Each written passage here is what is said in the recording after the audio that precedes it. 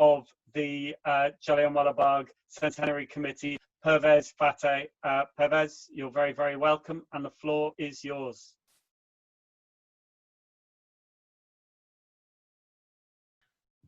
Thank you, Govind. Friends and comrades, on behalf of Jallianwala Bagh Centenary Committee, South Asian People's Forum, and our fellow comrades of Indian Workers Association, I thank National Education Union for hosting this important webinar. And thank you all for joining us today. Jallianwala Bagh massacre was one of the most brutal acts in British imperial history. Hundreds of similar barbaric acts can be found in colonial and imperial history. Foreign imperialism imposed on the people of the eastern countries prevented them from developing socially and economically. The indigenous craft industries in those countries was destroyed to make room for the products of centralized industries of the imperialist countries. History written and taught vastly protects the socio-economic and political interests of imperialist countries. We can imagine the history. When American soldier dies in Iraq, Afghanistan, Syria, Libya, their counting starts. But when thousands of Iraqis, Afghan, Syrian, Libyan citizens dies, they class it general loss and reduce its importance. This is one-sided reality of our history. But it's not a new thing in European colonialism. Marx stated that the colonizers of other countries first enslave the minds of their own people. Education system in the imperialist countries and those of enslaved countries have been used effectively to control and suppress any struggle against imperialist powers.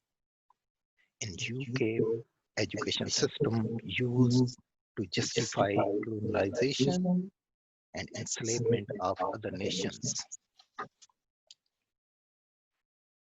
Racist ideology was developed to enhance the superiority of British people to ensure the dominance of Britain throughout the world.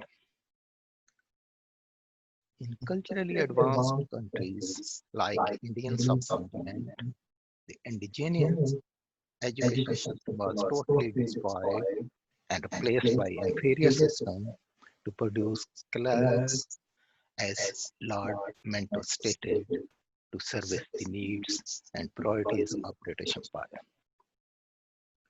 In Britain, the education system produced ignorant people. They become cannon fodder and soldiers and functionaries of British Empire. Though the British Empire is dead and gone, the education system in Britain never addressed the impact of imperialism on the colonized peoples and countries. Never acknowledged the untold atrocities against indigenous people. Never apologized the murder of millions of people in India and elsewhere. It is high time for educationists to revisit the curriculum in our schools and colleges. It's time to root out books which promote the positive impact of imperialism. In present time, it is important for the curriculum to expose the cruelties of imperialism and colonization. New generation has to be told the truth and get rid of their minds of racism and xenophobia. Some good work has been done in relation to opposing racism in the curriculum, but much more is needed to be examined the roots of racism and hatred against other people who are not white. Britain has become a multicultural society.